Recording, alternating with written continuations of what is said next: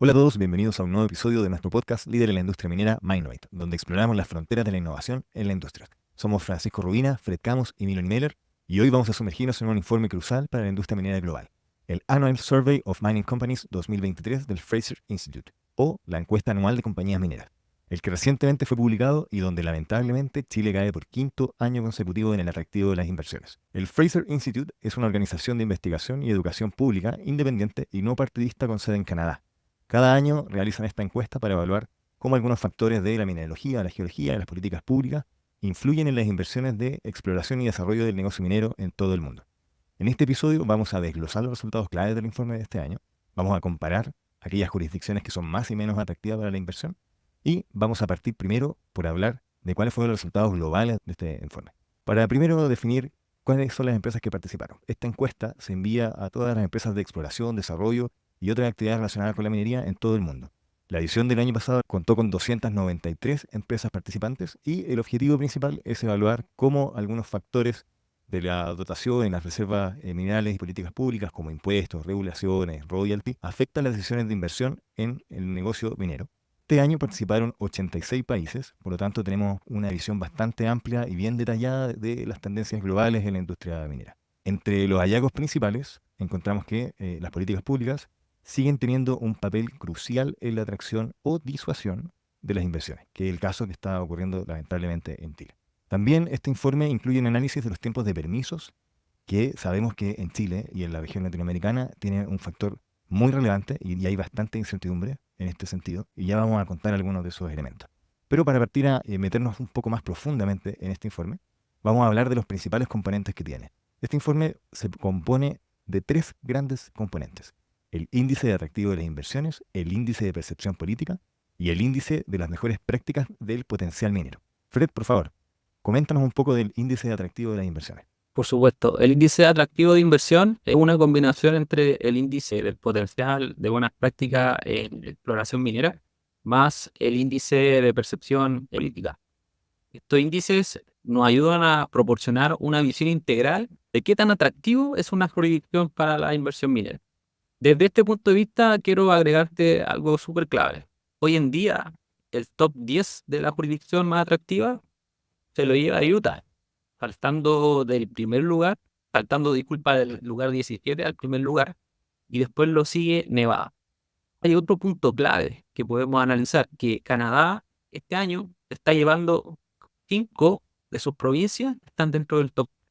Entonces, esto hace que demuestre que ellos tengan un fuerte posicionamiento industrial en temas mineros. Y nosotros ahora analizamos Chile, es todo el caso contrario. Se ha visto una disminución, sobre todo en la puntuación de su índice atractivo de inversión, saltando del año 2022 del puesto 35 de 72 lugares evaluados al puesto 38 de 86 lugares evaluados. Entonces, tenemos esta caída que, como tú bien mencionas, ya son 5 años que vamos hacia la baja. Francisco, cuéntanos quizás algunos datos importantes analizando el panorama de inversión minera en Chile. Perfecto. Sí, mira, la verdad toma harta relevancia detenernos un poco y ver en este contexto internacional cómo está Chile hoy en día. Sin embargo, también creo que vale la pena hablar un poco llamativamente de los países que son los menos atractivos antes de pasar a Chile. En los últimos puestos, los últimos tres, está Kazajistán en Asia Central, está Bolivia y está también Camboya. Ojo con Bolivia, que lo hemos mencionado en varios capítulos anteriores, parte principal del triángulo del litio a propósito de los episodios que hemos conversado. Lo quise mencionar porque es relevante ir hilando términos. Y bueno, bien, viendo el tema de la inversión, y ahí como tú bien mencionabas, Fred, es importante comparar la foto que nos sacamos en el 2022 con respecto a la foto del 2023. Podemos ver que por un estudio elaborado por Cochilco, la cartera de 2022 arrojaba un total de 53 proyectos valorizados en aproximadamente 74 mil millones de dólares. Sin embargo, por el lado opuesto, la cartera del 2023 terminó reportando 49 proyectos, es decir, una menor cantidad, 4 proyectos menos, y esto da un poco de luces de cómo quizás la permisología, la estabilidad política o los otros factores que vamos a ver en este mismo episodio están influyendo. Bueno, estos 49 proyectos valorizados en aproximadamente 65 mil millones de dólares, lo cual da, digamos, un poco fe de estas cifras que nos está entregando el Instituto de Frasier. donde cabe recordar que el que está tomando el número uno vendría siendo Estados Unidos. Haciendo un deep dive un poquito más profundo acá en lo que está pasando en Chile, si nos vamos viendo en términos de tipos de proyectos, para este mismo estudio que hizo Cochilco entre la inversión que se tuvo en 2022 a 2023, nos encontramos con que un 22% de los proyectos son nuevos, un 39% son de reposición y un 39% son de expansión, lo cual nos entrega una imagen o un adelanto de que la inversión, el tipo de inversión que está llegando hacia nuestra minería, más bien está tentada a expandir o extender la vida útil de yacimientos u operaciones que ya están operativas por sobre invertir en nuevos proyectos. Y eso también nos va dando un segundo argumento de cómo la inversión está tratando de enfocarse acá en nuestro país. Si vemos el estado de los proyectos, justamente un 41% de estos proyectos están en ejecución, un 37% en factibilidad y solo un 22% de prefactibilidad. Entonces, si vamos hilando términos o conceptos, nos damos cuenta que por los tipos de proyectos, los que menos atractivos tienen son los nuevos. Por el estado de los proyectos, que menos atractivos son los de prefactibilidad. Es decir, hay una especie de resistencia que se está viendo, y los números lo dicen, hacia proyectos nuevos. Si vemos un poquito, y muy en alto nivel, porque vamos a en este mismo episodio a hablar más en profundidad de la parte de permisibilidad, aquellos proyectos que cuentan con la resolución ambiental aprobada son un 70%, los que tienen un estudio de impacto ambiental o declaración de impacto ambiental, dependiendo del tonelaje y la magnitud del proyecto, son de un 18%, y aquellos que no tienen ningún tipo de evaluación o declaración de impacto ambiental, un 12%. Nuevamente, en línea con la tendencia que estoy mencionando. Si nos vamos al tipo de proyectos, es de esperar que un proyecto brownfield esté más concentrada la inversión en este tipo de proyectos. Para nuestra audiencia, un proyecto brownfield son aquellos proyectos en los cuales ya hay operaciones mineras en curso. Por el contrario, los greenfields son aquellos en los cuales son proyectos nuevos. Recién mencionamos que andaban del orden del 22%. Este mismo estudio arroja que un 21% son proyectos greenfield y un 79% restante son brownfield. Y vale la pena también ver en qué está concentrada esta inversión, en qué tipo de mineral o en qué tipo de producto. La gran mayoría está concentrada principalmente en metal doré, en cátodos de productos de extracción de solvente, electrowinning y por supuesto el concentrado de cobre, que es nuestro mayor producto. En términos de regiones, de cómo está distribuido nuestro país, claramente la inversión va a estar enfocada, ya sea de 2023 y las proyecciones que vienen más adelante, en las regiones principales de actividad minera de nuestro país, que son la Antofagasta y Atacama, concentrando más del 50% de la inversión en este periodo de tiempo. Ya que hemos tenido un poquito la foto de lo que está pasando a nivel nacional, vale la pena salirnos un poquito de acá, volver a este índice de Frasier. Y ahí, Fred, nos gustaría que nos pudieras explicar nuevamente cuál es la segunda arista que tiene este estudio del Instituto de Frasier. Recordemos, la primera, el índice de atractivo; el segundo, el que tiene que ver con la percepción política. Y a propósito, yo le estaba dando algunos adelantos mientras mostraba los números de nuestro país. Y el tercero que vamos a revisar, que tiene que ver con las mejores prácticas, más bien de best practice. Así que, Fred, te invito ahí si nos puedes comentar un poquito qué pasa con esta percepción política y si es que tiene alguna relación o no con estas cifras que hemos estado comentando. Sí, totalmente. El índice de percepción política tiene composición de varias aristas más. Este índice también engloba lo que viene a ser el sistema legal y régimen de impuestos, viene a englobar también la regulación ambiental, trae a la mesa la estabilidad política que tiene un país, regulaciones laborales y la seguridad y la disponibilidad de mano de obra calificada, ¿ya? Es un índice que tiene una visión bastante holística y amplia, con el objetivo de poder analizar qué tan atractivo es un país para invertir. En este caso, nuevamente, si nosotros separamos los índices de los cuales estamos mencionando y solamente analizamos el índice de percepción política, nuevamente Utah se lleva el primer lugar. Y lo particular de esto es que Utah se lo lleva con un puntaje perfecto del 100%. O sea, de todos los puntos anteriores que mencioné, son aquellos que a nivel mundial lo manejan de una mejor manera. Y en el caso de nosotros, si analizamos el caso de Chile, hemos caído alrededor de 9 puntos con respecto al año anterior. O sea, si recién hablábamos que hoy en día estamos en el puesto 38, índice para nosotros de percepción política, estamos más abajo aún, estamos en el puesto 49. Esta disminución de 9 puntos tiene que ver con un tema de cómo nosotros manejamos la incertidumbre con respecto a las regulaciones existentes actualmente. El punto que hay que analizar y hay que ver cómo podemos nosotros tener un mayor grado de transparencia con respecto a cómo se puede dar el desarrollo minero, cómo se puede dar la licencia para operar, de tal manera que sea sostenible en el tiempo. Buenísimo. Entonces, en esta arista que nos estás comentando acá, Fred, que tiene que ver con el tema de la percepción política, nos vamos dando cuenta entonces que estamos perdiendo agilidad. Básicamente, esto se traduce en una menor competitividad, lo cual nos pone en una situación bastante preocupante porque cuando empezamos a ver una segunda arista que es súper importante que tiene que ver con la permisología, nos damos cuenta que, muy en línea con el ranking que tú mencionabas hace unos minutos atrás, Fred, justamente en términos de permisología, Estados Unidos lleva la delantera. En Nevada, el 82% de los encuestados indicaron que podían obtener los permisos necesarios en menos de 6 meses, lo cual demuestra un nivel de agilidad importante comparado con, por ejemplo, la foto que podríamos sacarle nosotros a nuestros proyectos acá en Chile. Si es que no lo recuerdan, en uno de nuestros episodios iniciales acá en el podcast estuvimos revisando justamente estos puntos que tienen que ver con mineral estratégico. En Alaska, el 80% de los encuestados también recibieron sus permisos en menos de 6 meses.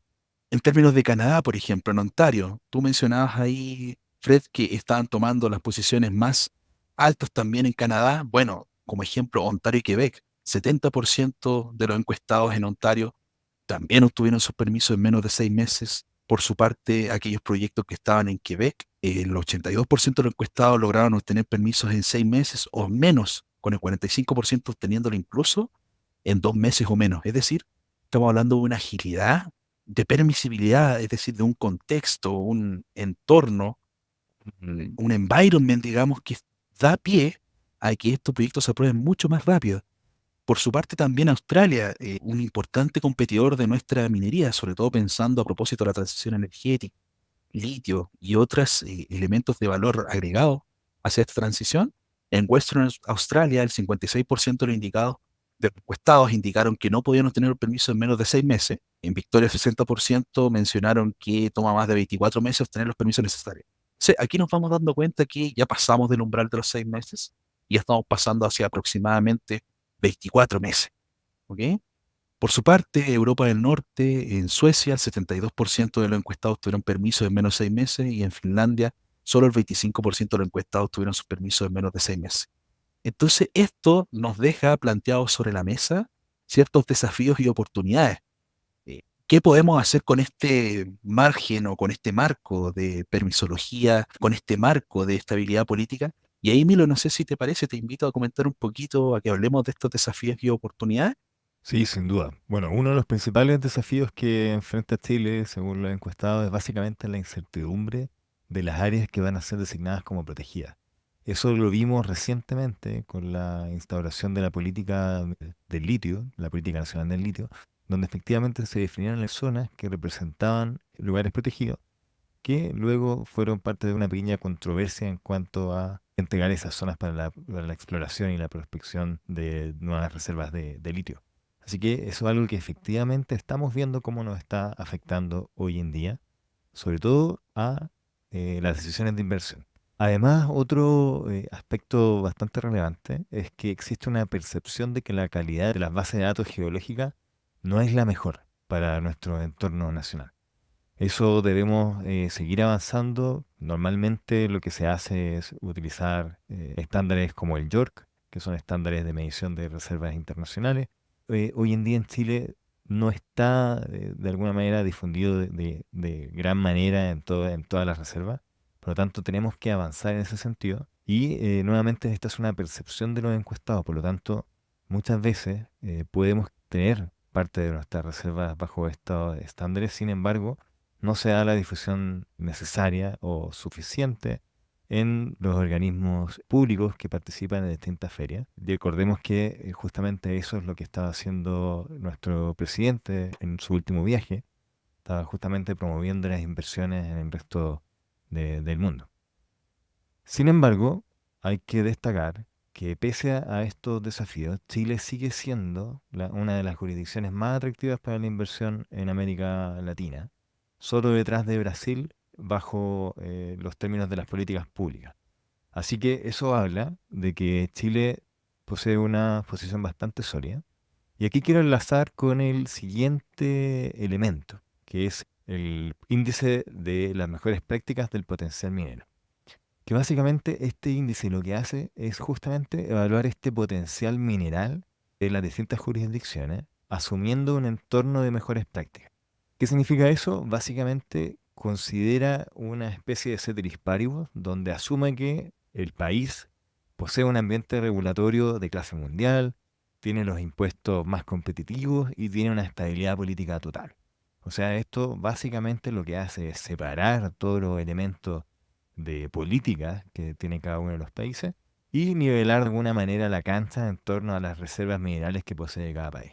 En ese sentido, Chile se ubica en el puesto 26 de este ranking. Por lo tanto, se empieza a reflejar de que efectivamente Chile posee un potencial bastante grande, lo que lo vuelve muy atractivo para las inversiones. Y lo que de nuevo nos está posicionando detrás en este ranking es justamente nuestra inestabilidad política en cuanto a que las condiciones están variando mucho en el tiempo. Y eso lo que provoca es básicamente incertidumbre. Y recordemos que los inversionistas son seres racionales. ¿Ya? Los inversionistas, sobre todo en este tipo de negocios, buscan invertir en lugares que tengan estabilidad política a largo plazo, ya que recordemos, la minería es una industria altamente demandante de capital. Y esos capitales necesitan largos periodos de tiempo para poder ser rentabilizados. Recordemos que una planta concentradora o una planta de producción requiere inversiones en torno a los billones de dólares. Y esas inversiones deben ser amortizadas en el tiempo. Y para eso necesitamos tener reglas claras que permitan ser compatibles con estos horizontes de inversión. Si te preguntas cómo descubriste Sminoid, seguro alguien en LinkedIn, Instagram o YouTube le compartió. Y esa es la magia. Crecemos gracias a ustedes, compartiendo y hablando sobre nosotros. Si un episodio o reel te inspiró, pasa la voz. Y si te gusta lo que hacemos, no olvides suscribirte y seguirnos. Eso nos ayuda enormemente a difundir el conocimiento en nuestra comunidad minera. A mí lo que me gustaría a mí hacer un vínculo. Tú mencionabas recién el tema que tiene que ver con el potencial geológico, que era una de las restricciones o aquellos puntos que de alguna manera no incentivan la inversión extranjera. Y acá yo quisiera invitar a nuestra audiencia a que nuevamente pasen por nuestro podcast en el episodio 22, cuando conversamos con Oscar Domínguez, y justamente abarcamos en profundidad este concepto de la calidad de la información y el valor que tiene el dato bien manejado, aplicado con estándares de calidad y a la vez también con controles de calidad. Entonces, aquellas naciones que estén implementando estos estándares que estuvimos conversando, muy probablemente son aquellas que están mencionándose acá en el ranking como las que están punteando. Ahora, Miro, ahí quizás tú nos podías ir comentando un poquito qué podríamos hacer entonces para que en Chile pudiéramos dar vuelta a esta situación, revertirla. ¿Existen desafíos u oportunidades? ¿O esos mismos desafíos los podemos transformar en oportunidades y oportunidades a la vez también las podemos hacer plausibles? ¿De qué manera se puede ver este escenario? ¿Cómo lo ves tú ahí, Miro? Coméntanos un poquito. Sí, sin duda. Hoy en día, en el entorno en que nos encontramos, en un entorno de transición energética, en donde necesitamos cada vez más minería de forma más sustentable, ser más eficientes en nuestros procesos, tenemos una serie de grandes desafíos que necesitamos fomentar estas inversiones. Necesitamos ser más atractivos. Quiero hacer un ejercicio con la audiencia para que se den cuenta de cómo la minería está embebida en el día a día de las personas, que yo creo que no mucha gente se da cuenta realmente cuál es el impacto que tiene la minería en sus vidas. Y el ejercicio es bien simple. Si ustedes básicamente miran a su alrededor, se van a dar cuenta de que están rodeados de una serie de objetos y elementos. En las cosas existen solamente dos orígenes. Si no crece, se extrae. O dicho de otra manera, si no crece, se mina. Entonces, si ustedes miran a su alrededor, van a ver que prácticamente todos los objetos, ya sea el celular con el que nos están escuchando, o el computador, o la televisión, tienen elementos que fueron extraídos o minados. ¿Ya? Tenemos el silicio, tenemos el cobre, tenemos el oro. Si ven las estructuras de las casas donde están alojados, probablemente van a ser de acero, de concreto. Esos son elementos que también nuevamente fueron minados. Bajo su piso, bajo sus zapatos, también el asfalto, la cerámica, todo eso son elementos que nuevamente han sido minados. Básicamente, si miran y se prestan atención, las únicas cosas que crecen probablemente va a ser algunos elementos de su ropa, que proviene ya sea del algodón, que es una planta, o de ovejas, que básicamente es la lana, y algunos muebles que van a ser de madera. Pero todo el resto, vidrio, plástico, metal, son elementos que han sido extraídos, ya sea a través de la extracción del petróleo o minados, extraídos de la tierra. Por lo tanto, sin minería, la verdad que no podemos vivir la vida que hoy en día tenemos. No existiría el mundo moderno. Y cada vez que los países se desarrollan, el consumo de minerales, de metales, del consumo de minería, por lo tanto la actividad extractiva aumenta. Y para que esa actividad extractiva pueda aumentar al ritmo que las naciones lo necesitan, necesitamos fomentar un ambiente de inversiones favorable para que ese mercado se desarrolle. Por eso es tan importante este índice para poder identificar, como bien decías tú, Francisco, cuáles son aquellos elementos que podemos ir mejorando para atraer ese ambiente de inversiones hacia nuestras jurisdicciones. Porque la necesidad está latente. Ya lo mencionamos, la vida hoy en día sin minería no se puede desarrollar. Por lo tanto, necesitamos que estos inversionistas, que son seres racionales, sientan ese incentivo para poder desarrollar su actividad aquí, porque si no, van a desarrollar en otro lado. ¿Ya? Ese es básicamente el mensaje. Si no somos atractivos nosotros como región, como país, no es que no se va a desarrollar minería, se va a desarrollar en otro lugar. Por lo tanto, ¿qué es lo que podemos hacer? Y para responder tu pregunta, Francisco, hay una serie de elementos que podemos mejorar. El primero de ellos es básicamente mejorar la transparencia y la eficiencia que tenemos en el proceso de obtención de permiso. Esto quiere decir simplificar y acelerar estos procesos, asegurando tiempos más cortos y que sean predecibles. Es decir, que los procesos sean claros, los procesos que se deben seguir, que sean sistemas transparentes, accesibles y que permitan la trazabilidad de dónde se encuentra el permiso y cuándo va a ser otorgado ese permiso. Hoy en día, lamentablemente, en el país, esa situación no existe, la verdad. Y afortunadamente, tenemos una serie de iniciativas y promesas que buscan reducir estos tiempos hasta en un 70%. Reduciendo esos tiempos en un 70%, nos estaríamos ubicando entonces con una mejora significativa que quizás nos pondría a la altura de aquellas naciones que hoy en día están siendo punteras. Otro elemento que podemos mejorar es básicamente tener mayor estabilidad regulatoria y fiscal. Es decir, básicamente que las políticas no cambien entre un periodo y otro. Y eso quiere decir tener una estrategia unificada como país. Ya estamos avanzando en esta estrategia, sin embargo, lamentablemente por la propia inestabilidad política de esta zona latina, podríamos decir, cada 4 años, cada 6 años los gobiernos están cambiando y lamentablemente están cambiando desde los distintos pueblos. Por lo tanto, las políticas que se están generando muchas veces no son compatibles. Y ahí es donde tenemos que tener una visión como nación, como Estado, que se dé cuenta de que la minería es la columna vertebral de la industria en el país y que necesita tener estas condiciones a largo plazo para poder desarrollar estos proyectos de larga envergadura de una forma estable. Por lo tanto, estableciendo este marco regulatorio fiscal estable, que no tenga estos cambios abruptos, que se proporcione la seguridad de las reglas de juego a los distintos inversionistas y también revisando aquellos impuestos o el royalty. Recordemos que recientemente tuvimos un cambio en el royalty, que fue un cambio bastante significativo, que ubicó a Chile dentro de las jurisdicciones que más impuestos cobran a nivel global. Por lo tanto, no es sorpresa que estemos cayendo en este ranking y no es sorpresa que este sea el 5.º año consecutivo. Pero sí estamos a tiempo para poder detenernos. Fred, cuéntanos un poco qué crees tú, cómo podemos seguir mejorando también este ranking o cuáles son aquellos factores en los que podemos mejorar. Desde los marcos regulatorios que tú comentas, es importante siempre tener un paraguas que nos dé la directriz. Políticas públicas que, por ejemplo, puedan fomentar la inversión en infraestructura, porque si nosotros tomamos un ejemplo cercano de un país que se posicionó mucho más arriba que nosotros en el ranking Pricer, fue Perú. ¿Y qué hizo Perú para poder posicionarse un poquito más arriba? Lo que hizo ellos fue invertir más de 8.000 millones de dólares en infraestructura en los últimos 5 años. ¿Qué tipo de infraestructura ellos invirtieron? Puertos, carreteras, infraestructura eléctrica, plantas desaladoras, funciones. Entonces, lo que Chile debiese hacer para poder ir en esta línea en términos de infraestructura es invertir a lo menos 10.000 millones de dólares para poder mantener esa competitividad. No olvidemos que la infraestructura va perdiendo su capacidad productiva en el tiempo. Es necesario ir haciendo reinversión en ella con el objetivo de no disparar los costos y seguir siendo competitivo. Por otro lado, hay otras estrategias que están haciendo otro tipo de países, como Australia, Canadá, en donde se dan espacios de disminución de impuestos a empresas que son capaces de compartir su infraestructura. Y es por eso también lo esencial de que en los sectores mineros podamos facilitar el acceso a esta infraestructura. Esto hace de que, por ejemplo, si yo tengo un puerto, pueda ese puerto darle un segundo aire con otro tipo de exportaciones mineras. Yéndonos a otra arista, que es la arista geológica, podemos tomar otro ejemplo concreto y súper fuerte, que es el caso de Canadá. Recién comentábamos que Canadá tiene 5 localidades dentro del top 10 de los mejores lugares para invertir en minería según el ranking rate.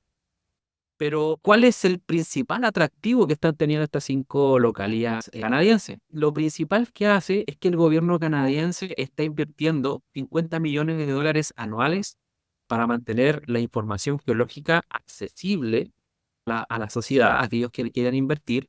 Y nosotros en Chile no invertimos más allá de 10 millones de dólares. Entonces, desde esta perspectiva de nosotros poder desarrollar y mantener una base geológica completa y accesible y fácil de utilizar, es clave, porque en la información está el valor. Y por último, me gustaría agregar en esta misma lista es la capacidad que puede tener la colaboración con instituciones académicas, de investigación, para poder ir actualizando y manejando estas bases de datos, que nos permitan ser que esté a disposición. Francisco, cuéntanos tú también algunos aristas que pueden ayudarnos a posicionarnos en términos de atracción de inversión. Sí, claro. Hay un par de cositas más que podríamos mencionar. Y ahí quiero tomar el último punto que mencionaste tú, Fred, el valor que tienen las instituciones académicas, los institutos de investigación, aquellas asociaciones del gobierno que buscan promover o de alguna manera incentivar esta actividad minera. Y eso tiene que ver mucho con lo que es el fomento a la innovación y tecnología. Sabemos que la industria minera cuesta, y lo hemos conversado con varios de nuestros invitados, que han estado implementando tecnología en la industria minera, y siempre nos comentan la resistencia propia que tiene el negocio minero con respecto a la tecnología, los problemas de escalabilidad de ciertos temas que están asociados a tecnología, pero también hay un tema que tiene que ver con innovación. Lo que podríamos hacer es ofrecer incentivos y apoyo financiero para estos proyectos de investigación y desarrollo en el sector minero, desde una mirada política o de nación. Deberíamos entonces empezar a pensar en, por ejemplo, cómo el presupuesto anual puede tener considerado quizás un valor más elevado para investigación y desarrollo, y ahora le agregan la E que tiene que ver con emprendimiento. Yo creo que por ahí podría estar una de las bases justamente para promover este fomento a la innovación y la tecnología. Otro componente importante que no hemos tocado acá, equipo, tiene que ver con el compromiso con la sostenibilidad y responsabilidad social. Por supuesto que esto lo podríamos lograr de varias maneras, pero básicamente lo podemos hacer implementando y promoviendo prácticas sostenibles que minimicen este impacto ambiental y social, ya que, como hemos conversado, les recuerdo el capítulo que tuvimos con Nicolás Westenens, donde estuvimos conversando justamente de estas buenas prácticas que buscan de alguna manera mejorar esta visión que tiene el inversionista, este ser racional, como mencionaba Milo más adelante, con respecto a dónde va a invertir. Bueno, cada vez toma más fuerza, toma más poder. Por ejemplo, la huella de mi inversión. ¿Dónde voy a invertir? ¿Cuál es la huella que voy a dejar con esta actividad minera? Para eso, entonces, promover estas prácticas sostenibles toma mucha relevancia. Trabajar, por supuesto, también con las comunidades locales para asegurar que estos beneficios de la minería se distribuyan de manera equitativa y no tengamos una situación como las que se han dado, por ejemplo, en Panamá. En algunos casos sabemos que ha pasado también en nuestro país vecino, en Perú. Acá mismo en Chile hemos tenido algunos temas que tienen que ver con esto. Bueno, y para eso debiésemos entonces potenciar nuestro compromiso con la sostenibilidad y responsabilidad social. Y con esto hemos dado un barrido a estas posibles soluciones que podríamos estar apalancando. Por supuesto que hay más, pero quisimos darle un barrido completo a ver de qué manera podemos revertir esta situación, cómo podemos hacer que Chile de alguna manera ojalá pudiera entrar a este top 10 y por supuesto tener un mayor atractivo de inversión. Recordemos, las mayores reservas de cobre están en Chile, los mayores niveles de producción están en Chile. Sin embargo, en términos de percepción por el Instituto Frazier, estamos bajo los top 30. Ni hablar del litio, ya lo hemos conversado hasta el cansancio y tenemos por supuesto potencial en otros minerales más. Si te gustó el episodio, por favor, compártelo en tus redes sociales. Menciónanos para compartirlo en las nuestras, suscríbete en tu plataforma favorita y déjanos comentarios para saber cómo seguir mejorando. Muchas gracias y nos vemos en el próximo episodio de Mindnoid.